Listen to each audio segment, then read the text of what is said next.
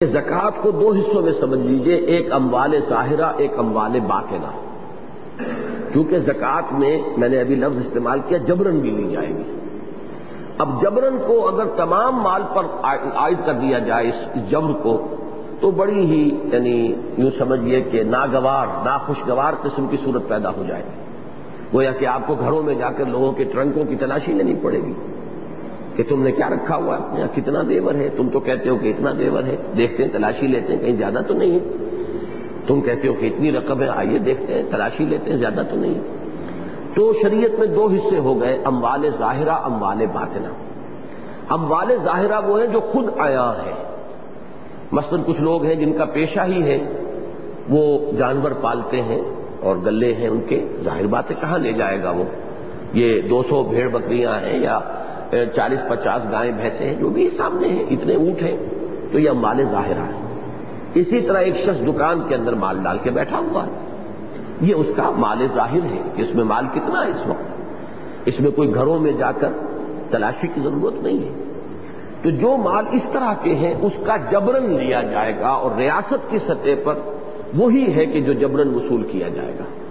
البتہ جو اموال باطنہ ہے ان کو لوگوں پر چھوڑ دیا جائے گا کہ وہ اگر ان میں ایمان ہے وہ زکوٰۃ دیں، اگر نہیں دیں گے تو گویا کہ اپنی عاقبت برباد کریں گے، اپنے پاس وہ مال ایسا رکھیں گے تو گویا کہ آخرت میں وہی مال ہوگا جس کو کہ جہنم کی آگ پر تپا کر اور ان کو داغا جائے گا۔ لیکن اس میں یہ نہیں کہ تلاشیاں لی جائیں، جو بھی اسٹیٹمنٹ ہے، پھر وہ اگر چاہے تو بیت المال میں جمع کرائیں، چاہے تو وہ اپنے طور پر وہ اس زکوٰۃ کو ادا کر سکتے ہیں۔ تو یہ نظام جو ہے اس کو ذہن میں رکھیے۔ تیسری چیز، سود کی لعنت کا مکمل خاتمہ ہو جائے گا، اور جوئے، سٹے، لاٹری، دو طرفہ آڑھت اور خرید و فروخت کی جملہ حرام صورتوں کے کلی انسداد سے سرمایہ داری کی جڑ کٹ جائے گی۔ اب یہ بہت زیادہ وضاحت طلب ہے بات جو ہے اس وقت، چونکہ ہمیں 1 گھنٹے کے اندر اندر پوری بات مکمل کرنی ہے، تو پہلا جو آخری حصہ اس جملے کا اس پر توجہ کیجیے۔ سرمایہ داری کی جڑ کاٹنی ہے، سرمایہ کاری کی جڑ نہیں کاٹنی، یہ دو الفاظ علیحدہ علیحدہ ہیں۔ میں نے جو آج سورہ حشر کی آیت کا ٹکڑا پڑھا تھا، عنوان بنایا ہے آج کی اپنی اس گفتگو کا، کہ لا یکون دولتم بین الاغنیاء منکم، یہ گویا کہ ایک ٹارگٹ ہے، ایک ہدف ہے، ایک مقصد ہے، ایک گول ہے کہ ایسا نہیں ہونا چاہیے کہ سرمایہ تمہارے دولت مندوں ہی کے مابین گردش میں رہے۔ اس سرمایہ کی گردش ہونی چاہیے پورے معاشرے کے اندر۔ گویا کہ ارتکاز دولت پسندیدہ نہیں ہے۔ اب اس کو قرآن نے کس طریقے سے حاصل کیا، اسلام نے کس طور سے اس کو حاصل کیا کہ جبر بھی نہ ہو۔ ایک نظام تو وہ ہے کہ جو کمیونزم کا ہے کہ ملکیت ختم، کوئی کسی شے کا مالک نہیں۔ ذرا انہوں نے نرمی کی تو کہا کہ جو آرٹیکلز آف یوز ہیں، عام استعمال کی چیزیں، ایک گھر ہے، سائیکل ہے، یا کسی کے لیے موٹر ہے، یا گھر کے برتن ہیں، فرنیچر ہے، یہ تو انفرادی ملکیت میں ہو سکتے ہیں۔ لیکن جو ذرائع پیداوار ہے جس سے آدمی نفع حاصل کرتا ہے، زمین ہے، دکان ہے، کارخانہ ہے، یہ کسی کی انفرادی ملکیت میں نہیں ہوگا۔ اس سے یقیناً وہ مقصد تو حاصل ہو گیا۔ اب ارتکاز دولت کہاں سے ہوگا، کسی کے پاس دولت جمع نہیں ہو سکتی، وہ مقصد تو حاصل ہو گیا۔ لیکن جبر آ گیا، انسان کی آزادی ختم ہو گئی، اب تو وہ ایک مشین کا پرزہ بن گیا۔ پھر یہ کہ اس میں زیادہ کام کرنے کا جذبہ بھی ختم ہو گیا۔ کیوں زیادہ کام کرے؟ زیادہ کام کے نتیجے میں زیادہ پیداوار ہوگی، وہ اس کی تو ہوگی نہیں، اسے تو وہی معین اپنی ویج ملنی ہے۔ جبکہ سرمایہ دارانہ نظام کے اندر یہ ہے کہ چونکہ ایک شخص کو معلوم ہے میں زیادہ محنت کروں گا، بجائے 12 گھنٹے کے 18 گھنٹے جان ماروں گا، تو جو کچھ یافت ہوگی وہ میری ہوگی، لہذا وہ زیادہ محنت کرتا ہے۔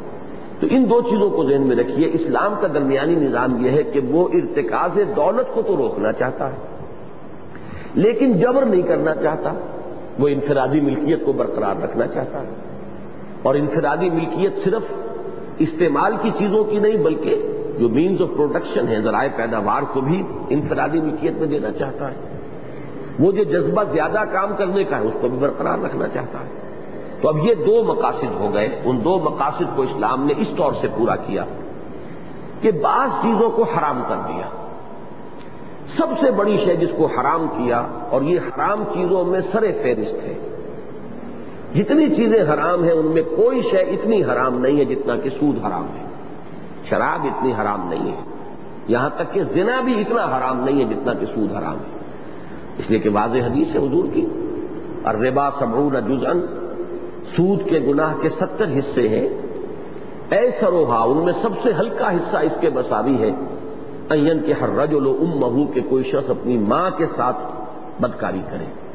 تو اب زنا کو ضرب دیجئے ماں سے زنا، وہ کتنا ہوگا، 1000 سے ضرب دیں یا 1,00,000 سے ضرب دیں، یہ تو آدمی کے اپنے احساس کی شدت پر ہے کہ زنا عام عورت سے اور زنا ماں سے کیا ریشو پروپورشن ہوگی۔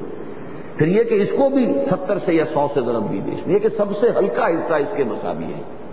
تو معلوم ہوا کہ سود اتنی بری شے ہے، اتنی بڑی لعنت ہے کہ جتنی بڑی لعنت کوئی اور شے نہیں۔ عقائد میں شرک، اعمال میں سود، یہ گویا کہ سر فہرست ہے۔ اس اعتبار سے سود کو جب ختم کر دیا جائے تو سرمایہ داری کی جڑ کٹ جائے گی۔ سرمایہ کاری رہے، آپ کا سرمایہ ہے، آپ کام کیجئے، محنت ہے کیجئے، آپ اشتراک کر لیں اپنی آزاد مرضی سے، 10 آدمی 4 آدمی سرمایہ بھی جمع کر لیں، محنت بھی مل جل کر کریں، تو یہ شراکت ہے، جائز ہے۔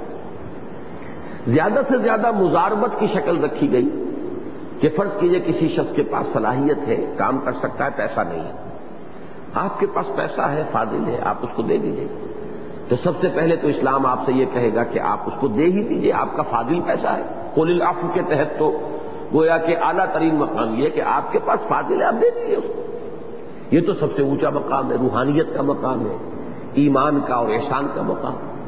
یہ نہیں تو دوسرا درجہ یہ کہ قرض حسن دے دیجئے کہ وہ اپنا کاروبار چلا لے، آپ نے 10,000 20,000 1,00,000 روپیہ اس کو دے دیا، اس کا کاروبار چل گیا آپ کے بھائی کا، وہ پہیا جب چل پڑا اس نے 1,00,000 آپ کا واپس کر دیا، تو آپ نے بہت بڑی نیکی کمائی کہ آپ نے ایک اپنے ایسے بھائی کی جس کی معاشی زندگی میں تعطل تھا، اس تعطل کو رفع کرنے میں اپنا سرمایہ عارضی طور پر دے دیا۔ یہ بھی دوسرے درجے کی بات ہے۔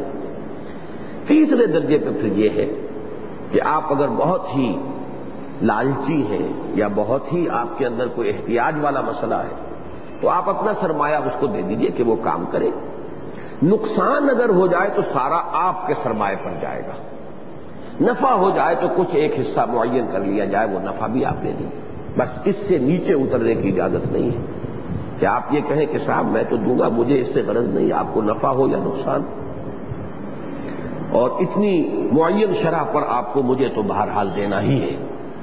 اب آپ اسے نفع کہہ لیں، اسے کچھ اور کہہ لیں تو اس سے نوعیت نہیں بدلے گی، یہ سود ہے، اور یہ جیسا کہ میں عرض کر چکا ہوں تمام حراموں میں سب سے بڑھ کر حرام ہے۔ جب اس کی جڑ کٹ جائے گی تو سرمایہ داری کی لعنت جو ہے ختم ہوگی، سرمایہ کاری برقرار رہے گی، لوگ کام کریں گے، سرمایہ کو میدان میں لائیں گے، لیکن سرمایہ داری کی جڑ کٹ جائے گی۔ اسی طرح یہ جوا اور سٹہ جو ہے، اس میں بھی محض چانس ہوتا ہے جو طے کرتا ہے، محض اتفاق، اس میں محنت کو دخل نہیں ہوتا، اور اس کی بھی جڑ اس لیے کاٹی گئی ہے کہ اس چانس اور اتفاق کا رزق زیادہ وہی لے سکتا ہے جس کے پاس فاضل سرمایہ ہے۔ جس غریب کے پاس کھانے کو بمشکل ہے، شام کی روٹی کے لیے ہے، وہ کہاں اس کو داؤ پر لگائے گا؟ وہ تو کوئی بہت ہی پاگل ہو گیا ہو، بے وقوف ہو گیا ہو، مجنون ہو گیا ہو تو ایسی حرکت کرے گا۔ یہ سٹے جو چلتے ہیں اور یہ فارورڈ ٹریڈنگز جو ہوتی ہیں اور اس کے اندر اسپیکولیشن کا جو کاروبار چلتا ہے، یہ تو وہ لوگ جن کے پاس بہت فاضل سرمایہ موجود ہوتا ہے۔ تو جوئے اور سٹے سے بھی در حقیقت سرمایہ داری کی لعنت کو ختم کرنا پیش نظر ہے۔ اسی طرح بعض کاروباری ذرائع طریقے ایسے ہیں کہ جن میں پروڈکٹیوٹی کوئی نہیں ہوتی، کوئی محنت جو ہے کسی شے کو پیدا کرنے میں یا کسی شے کے اندر ضروری جو ایک مزدوری ہے اس میں نہیں لگی کوئی محنت، صرف سرمایہ کے بل کے اوپر آپ کما رہے ہیں۔ مثلا آڑھت ہے، آڑھتی تو اپنے اڈے پر بیٹھا ہے، نہ وہ زمین میں کاشت کر رہا ہے، نہ وہ مال جو ہے جنس جو ہے وہ کھیت سے یہاں لا رہا ہے۔ جس نے محنت کی ہے کھیت کے اندر اس کا ایک حصہ ہے جائز، اس نے تو اپنے خون پسینے سے اس کے اوپر اپنا حق ثابت کیا۔ جس مزدور نے اس کو اٹھا کر ٹرک میں رکھا ہے اس نے بھی ایک محنت کی، اس کو اس محنت کا معاوضہ ملنا چاہیے۔